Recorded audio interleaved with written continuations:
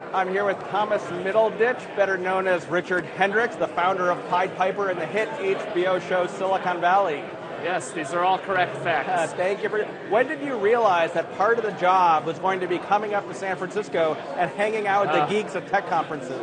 Earlier this morning when I got on a plane to come up here. That's not true because I've seen you at another event up here. No. Well, I'm more than happy to. I mean, I'm not a programmer by any means, but I am kind of interested in the world of technology. You know, it's becoming an ever-increasing realm of importance here in our society. What is it about our world up here that makes it so easy and enjoyable to parody on a great show like Silicon Valley? Oh, well, I'm of the philosophy that every facet of life is ripe for satire and parody. It's just about, like, execution. And I think sort of a lot of the right ingredients came together. You know, Mike Judge and the writers and the cast, we all came together on HBO to make it effective, I suppose. So you guys have been greenlit for a third season. Third season. We can spoil the end of season 2, right? Presumably people have seen it. Spoiler alert. Spoiler alert. Yeah, but you lose your job as the CEO of Pied Piper. Now, earlier today I talked to Dick Costolo from Twitter. He's also, I don't know if you know this, lost his job as the CEO of Twitter.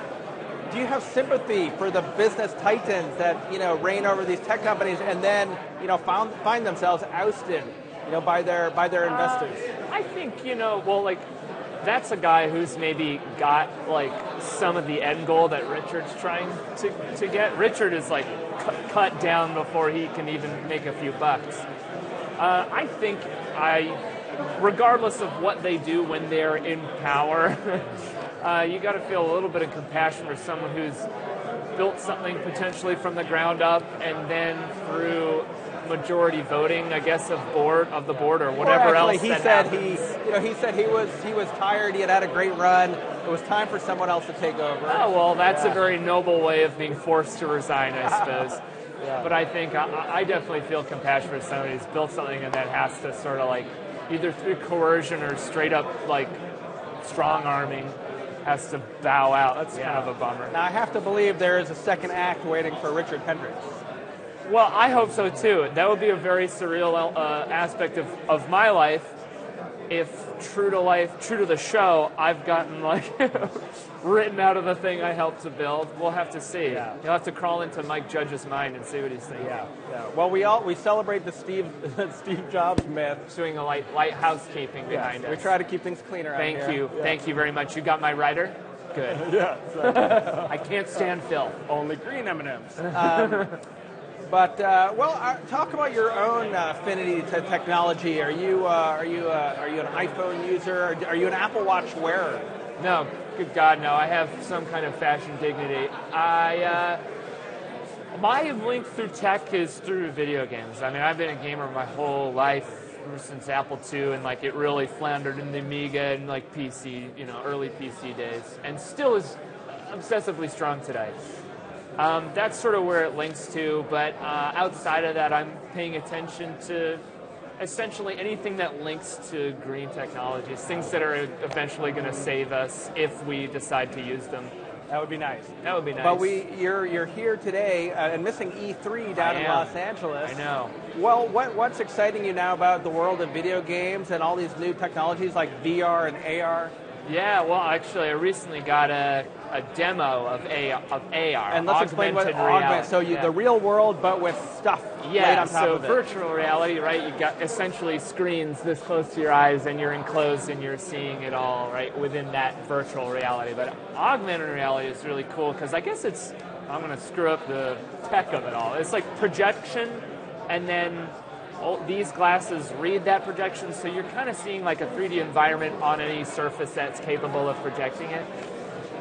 And I just had a demo of it where it's just like a little mat, and you're sort of, whatever you're interacting with is on that mat, but then a guy held up like an additional mat, and you could see more of the 3D world, and then I was like, okay, so what if you're in a room of this reflective material, then you have a holodeck, and then you have a Star Trek boner. That was awesome. Can I say boner? Yeah, but you also said that... You're like, no, you can I'm say that. glossing past I think that's okay. Good. But you also Boner. said that you had too much fashion dignity to wear an Apple Watch. So Yeah. you're going to strap on a pair of like HoloLens glasses? Yes, or... in the privacy of my own home. I'm not going to walk around with those glasses. Jesus. Even the Google Glass, bless them. Boy, does that stick out like a sore thumb. I think probably in this world no one bats an eye. Well, But, no, you won't see anyone wearing those. That's taboo. no longer cool. It's taboo? Yeah, Go it's figure. too embarrassing even for us. Yeah, go figure. So we're seeing more and more representations of kind of geek culture from Hollywood. During the NBA Finals, they are relentlessly advertising that video game movie with Pac-Man and Donkey Kong. Yeah. And we're both 80s kids. We played those games. What is it now about tech culture that forces it to occupy such a central place in the storytelling of Hollywood? I'm sure it's a contribution of many different factors, but it is kind of undeniable that like nerd is cool now. I think also nerds spans just a wider audience now, and like Venn diagrams of all these different sects of nerd overlap. I think people have realized that people who like Marvel bleed into video games, bleed into Doctor Who, bleed into all that stuff, and you just have like a wide base of consumers. Perhaps I don't mean this as an insult, but I can imagine that your career has just blossomed with that. Why would you say that?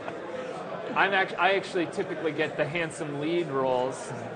That's taken a nosedive, no thanks to Silicon Valley. No, yeah, it's pretty cool. I'm okay with it. It certainly beats getting made fun of back in junior high school or whatever. So what's next, other than Silicon Valley Season 3, which we're all looking forward to, what's next for you? Well, there's some films actually that I shot last year that are coming out. There's both indies. One's called The Bronze, the other's called The Final Girls. One's a horror comedy, the latter, and the other one's just like a straight raunchy comedy, The Bronze. And then, trying to film stuff in between, in that pretty substantial downtime, between this. I'm going to be shooting a small part in a Bruce Willis movie, which is very surreal for me. Cool. Me and Bruce. You're hanging out now. Yeah, we're hanging out now. Spread the gossip. Me and Bruce are inseparable. He does not know who I am, but and when does Season 3 of Silicon Valley start filming? Sometime in the winter. It's got some leeway, but sometime in the winter.